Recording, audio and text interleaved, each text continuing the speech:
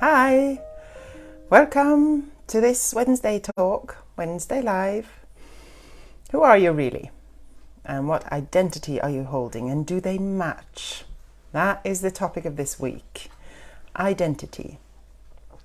What identity are you living and what would you like to live? That's the big question. And can you do something about it? That's the biggest question. And this is what I'm going to share a little bit now, today.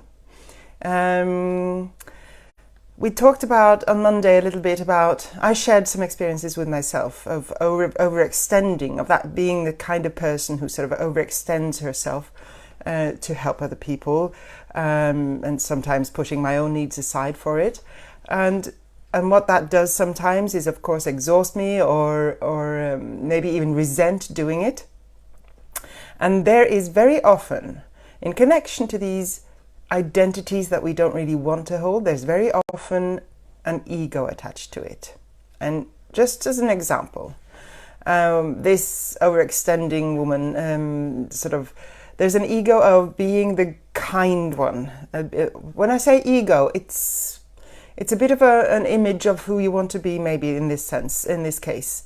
Also, we have all these ideas in our societies and in our peers and in our upbringing of what makes you valuable. And sometimes whatever you grow up thinking makes you valuable doesn't necessarily hold the truth. So in overextending yourself, if you're one of those like me, and offering everything of your own to help others, and there's an idea that this is what makes you valuable, then it is not necessarily true. I mean, it's probably not true, because if you do not at the same in the same, what should I say, flow, also take care of yourself, then you're actually showing yourself that you don't hold value. So all these identities and all these thoughts that we have, sorry, I'll put my cup here, about who we need to be and show up as, don't necessarily support us as human beings. They don't necessarily support our essence and our purpose and our talents and our gifts, but also our value. And hence, we are not able to be the greatest us that we can be. And also not at the greatest service, if you like. If that's what you see, overextending to help other people and giving everything, all your time, all your energy up for other people.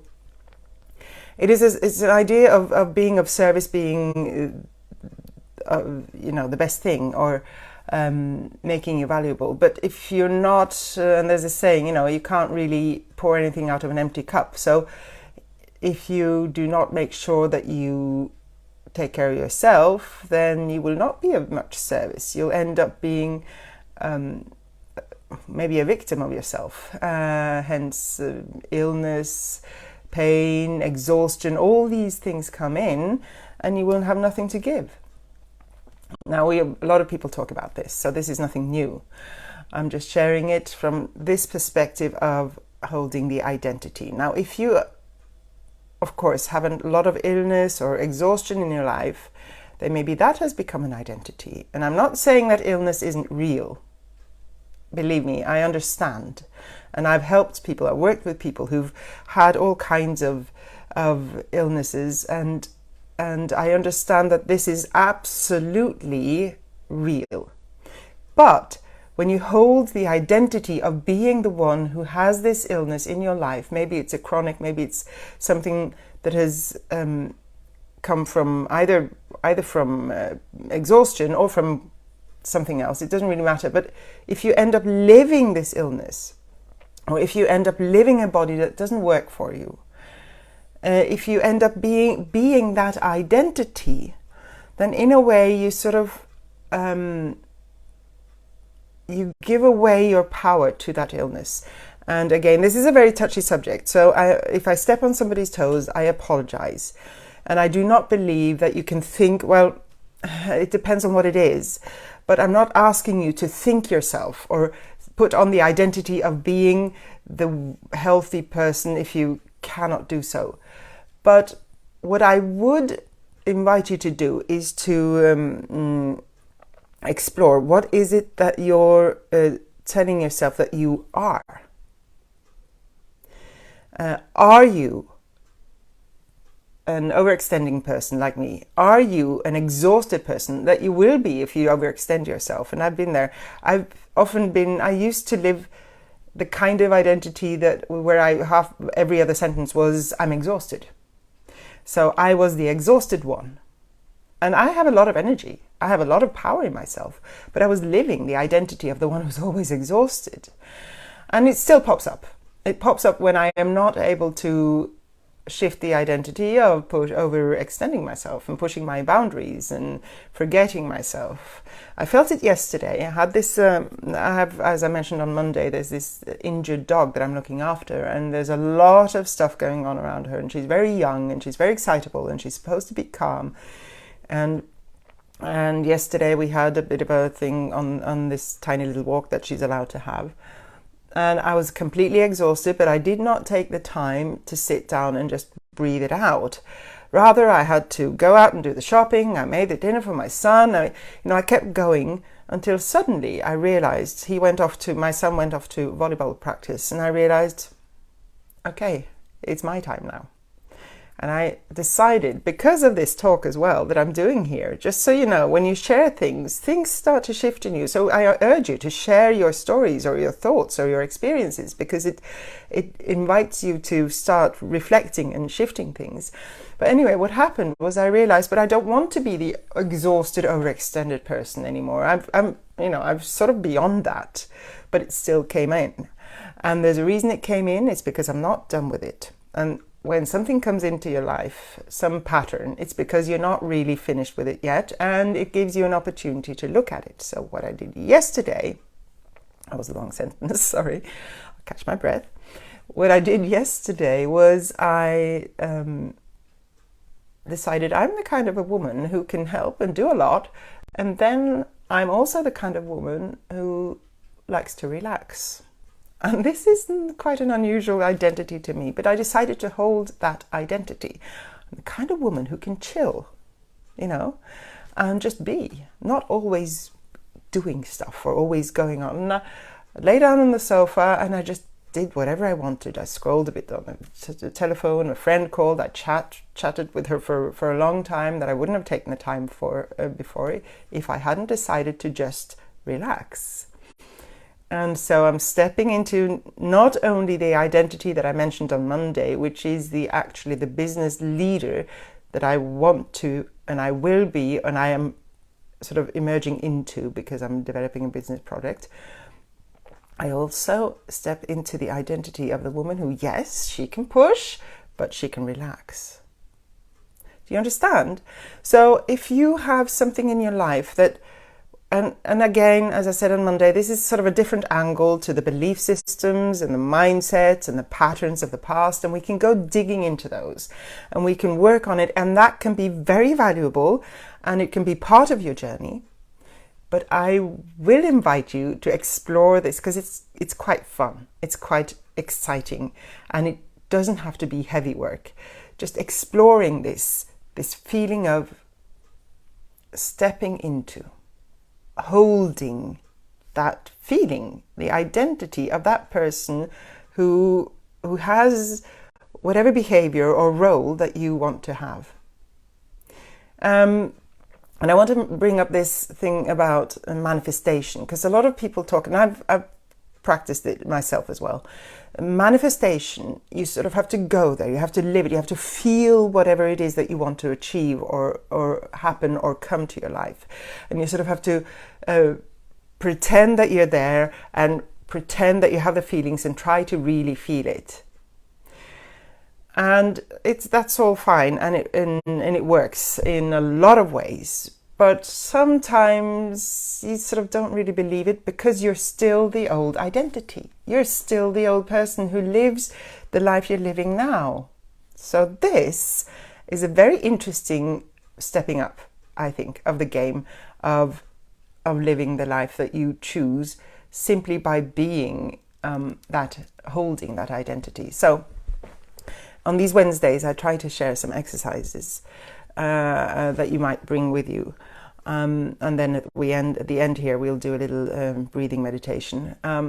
What I would like to ask you to do now or later is to write down the beautiful things that you like about yourself. I mean, maybe you're kind. Yes, I love being kind. I love connecting to the animal or to people in a kind and beautiful and compassionate way. Maybe you're strong, or maybe you have a talent, or maybe you have a way of organizing your life that you like. Maybe there's part of your body that you identify with as beautiful, maybe because we often identify with our own bodies. And if you carry an identity of being either too thin or too big or stiff with lots of pain, like I've been doing, or whatever it is, or illness, then you sort of live that identity. Is there some part of your body, the way your body works, that is a good part of your identity? Maybe for me, I'm strong. Maybe, so I embrace that. I want to continue holding that part of my identity. And maybe there's something in your work. Maybe you're very capable. Maybe you have a talent. Maybe there's something you can find a space where you feel that you're holding the identity at your work that you like. And if you don't, maybe that's what you want to look at. Maybe you want to shift it. If you're in a career, or if you want to be in a different career or a different position in your career, that's what we're going to do now. We're going to look at that. But try and just look at the ones that you like about yourself, the ones you want to keep. And it doesn't have to be related to anything, to people or career, just something about you. Maybe you're good at chilling and relaxing.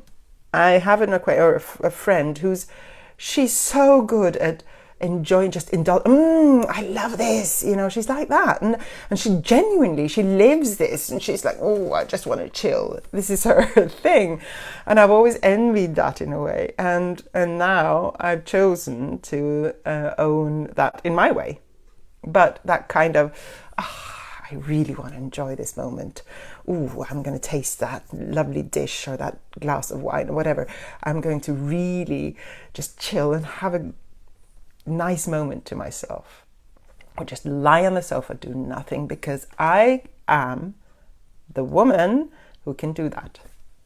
Even though I also want to hold the identity of being a powerful and successful businesswoman, and an artist, and a healer, and someone who can share things with people, So these are things that I enjoy.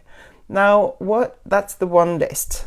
Now you can choose a couple now that you can think of immediately, or you can do a long list later. The other side of the list is the typical pro-con list. The other side would be the part of your identity that we often call old patterns that don't serve you. We call them belief systems that don't serve you, maybe mindsets. But look at it from a different perspective now. Look at it as something that sort of adds to your presence in the world. What do you show up as because of this part of your identity? Such as me, I can often show up as a little stressed because I overextend and I do all these things and I never take time to relax. That's my old identity, by the way. Shifting that. Or maybe your body, maybe you feel uncomfortable with the way your body is, with your health, with your work, maybe stepping up, shifting your work. You'd like to do that and you don't really know because you're trying to do it from where you are now. And where you are now is beautiful because it's you. But there's a part of you that's stopping you. And part of it is the identity you hold, who you think you are, who you think you have to be. Try now to put down the ones that stop you, the ones that you think you have to be, that you know are stopping you. And maybe it's hard to find them. Maybe you can't even find them. It doesn't really matter, because the ultimate exercise is the last one. It's the one you want to step into. So that's the third column. It's the one you choose. And maybe you can match the one you don't want with the one you choose, such as in my instance, the stressed, overextended, exhausted woman. I'm sort of choosing the opposite of being the one who can relax and just let things go a little bit for a while, so that I can just chill and have a nice time, and then regain my energy, and then my chores or whatever it is I have to do won't be so hard. So that's one thing you can do. But even if you cannot find the opposite, it's there. You don't have to think about it. It's just an exercise of curiosity. It's an awareness that you can do. Because if you notice something that you're expressing as an identity that you are not very happy with, and you maybe tend to scold yourself for even, which we do. We attack ourselves for being something that we don't really like ourselves. Don't need to do that. Choose who you want to be. How do you want to step up? Let's take career. Do you want to be in the position you are? Then you have that on the good side. Beautiful. And indulge in it. Enjoy that identity that you have in your work or wherever it is. If it's something that you're uncomfortable with in your work, maybe you're allowing yourself to hold a lower position that you like. Maybe you're allowing yourself to stay in that job because it feels safe financially, and you really want to step up to being a creative person or owning your own business. Okay. Now here we have an interesting exercise possibility. Try stepping into and owning that identity of the one. You don't have to shift your work yet. Your security can stay until you're ready. But try owning, I am actually stepping into the shoes of me being that businesswoman or man, or being that leader, or whatever, or being an artist, or whatever it is that you want to shift into, if that's your case. In relationships, for instance, which is also a topic I'm very, very concerned with these days. I did the broken heart last week, and I'm working on developing a program for women who have suffered a breakup and who have struggled to move forward. And identity is a big part of this. So what kind of an identity do you hold in a relationship? Are you the strict one? Maybe as a parent, we can look at that as well, but let's do relationships first. Maybe you're the one who always allows the other one to the other person's needs to come first. Maybe you complain a lot. Maybe you accept things that don't really feel good. Maybe you're a bit subversive, or maybe the opposite. Maybe you're the dominant one. Maybe or maybe not. But this is just examples. What is it in you in a relationship? What identity are you holding? Try and see if you can find it. Explore it. And then what kind of an identity would you like to hold? Would you like to be relaxed, open, to embrace, and to allow yourself to be embraced? Maybe I'm painting a picture that I would like, that I like, that sort of from my vision, you have to choose your own. So whatever it is that you feel that you would like to hold as an identity, what kind of a partner are you? What kind of a partner do you want to be? If they're concurrent, that's perfect. If they don't match, then that's when you practice. Okay, let me see if I can step into the identity of that person in that relationship. Or as a parent, are you a scolding parent? Are you a caring? What would you choose? Or as somebody stepping up out into the world. I'm a musician, and I see there's a musician here called Jarle. Hello. What kind of a performer do you want to be, or what kind of a speaker do you want to be if you're on stage? How do you want to show up to your audience if that's the position you want to hold? And then step into it and feel it.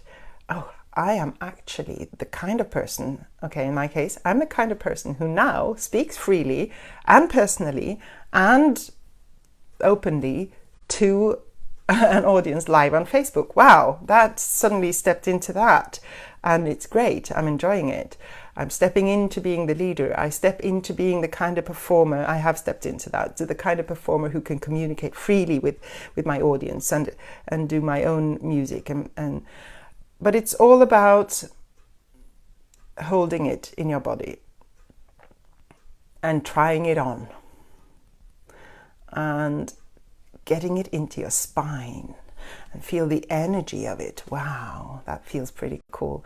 And so that you don't have to dig so hard into the old all the time. You don't have to release all the time. You can just shift. You can just step into the new. What happens?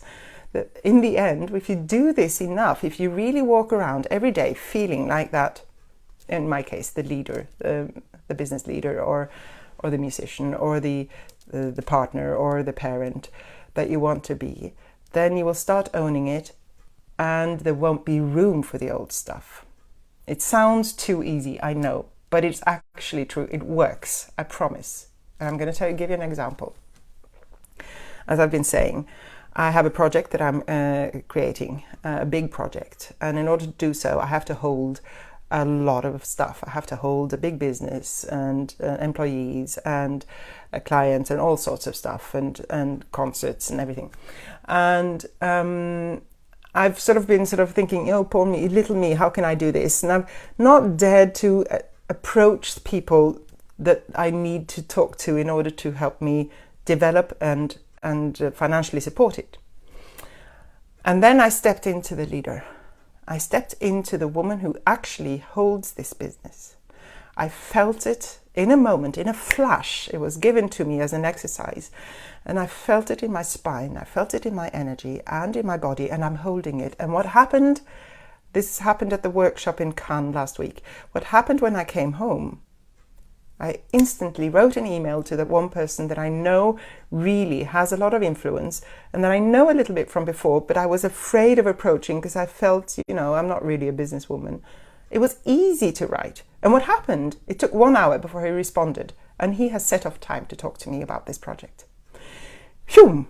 It's powerful. And I don't need to hold on to the old identity. In fact, I probably can't even find it now because I'm living this, the old identity of not really knowing how to do a business or run a business, don't need to have that. So this is how powerful it can be. Whatever it is that you choose, and whichever part of your life, or maybe it's the whole big picture that you want to step into, try it on. That's the exercise. Explore it in your body, I keep saying in the spine because that's how it feels. It feels like once it settles in the spine, you sort of rise to the occasion of living that identity, being that expression that is yours, that you choose. And when you choose it, I'm hoping it is because you really want to. That's my last invitation to you. Because it resonates with a passion or a desire or a longing or with you in some way. That's when you become aligned with it. Or with a dream that you have, like my project. You become aligned with it and it becomes your true expression, not something you've learned, not something society is telling you have to be, such as being, like I said again, a musician and a healer. You're not supposed to be a businesswoman. You're not supposed to be thinking about money. Bullshit. Sorry. Maybe Facebook will block this now. Anyway, pardon my French, is what I should say. Anyway, it doesn't have to be true, because it doesn't align with what I want to make and what I want to do. So I can shift, and you can do the same. And try it, explore it, have fun with it, dream, practice, move with it, see where it takes you. And I'm going to do this little centering. I hope Facebook doesn't block this video now, because they do. This is what they do. They stop it when you use words like that. But anyway, we'll see what happens. This video will be out there. If you're looking to have the exercises repeated to you, it will be on my page for 30 days, if you're interested. What we often do, let's see the breathing exercise. This 3 breath exercise where you gather yourself is very powerful, so I'd like to do that. And I'm going to okay, the angle will be to breathe in. You can have your eyes open or closed, it doesn't matter. You might focus a little better with your eyes closed, but just follow the intention. Take a deep breath, and as you breathe in, bring in the energy of the identity that you want to adopt, whatever it is, small or large, in some part of your life. Just bring the attention to it. Breathe it in into your heart. Imagine bringing it into your heart. And then as you breathe out, imagine anchoring this energy into the base of your spine, to your hips. And breathe in again. Breathe in more of that identity, that energy that you want to live. Breathe it in, gather it into your heart center. And as you breathe out, imagine how this sinks down through your spine, into your hips, into the base of your spine. And a little differently this time. Breathe in again. Everything that this identity feels like, breathe it in to the back of your neck. Imagine bringing it into the back of your neck as you breathe in, and as you breathe out, allow it to wash down through your spine, all the way down through your back, and all the way down to the base of your spine, down through your legs, into the ground. You can breathe normally now, but imagine that this energy, this identity, has now started to grow roots down into the ground. Imagine it. Use your fantasy, your imagination. And then you can hold your hands to your heart and see if you can find that little excitement about the prospect of moving into that identity, or of adopting an identity that you really would like to hold. And thank yourself for giving yourself this moment, for stepping into this moment, and for following this whole conversation, or monologue it is, but I would love it for it to be a conversation. So if you have any comments or any questions or any sharings, please comment below. And I'm very happy to see you here. I hope to see you on Friday. There's normally a live guided meditation. I'm going to have to do a recorded one because I'll be traveling, so I'll post it Friday morning. And the meditation will be centering around your alignment with your identity in your heart and in your base of your spine. So that could be also part of your exercise for yourself. If you're used to meditating or just repeating this breathing exercise, practice it, bringing it into your spine and to the base of your spine, and then down into the earth. So you're grounded, rooted in this new you. Okay, thanks for joining. Have a beautiful day, and I'll see you again. Bye.